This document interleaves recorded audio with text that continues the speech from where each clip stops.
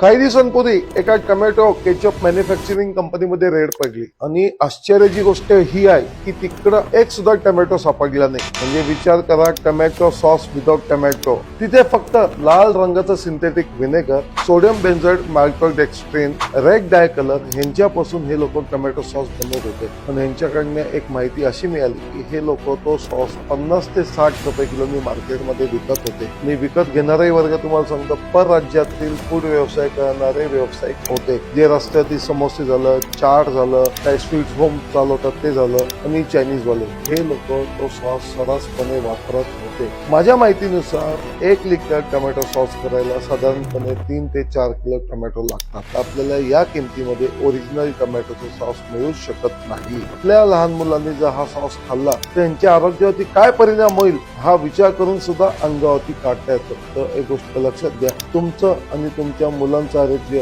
हे तुमच्या हातात आहे. म्हणून तुम्ही अशा गोष्टींपासून लांब राहा आणि आपलं आरोग्य सुरक्षित ठेवा.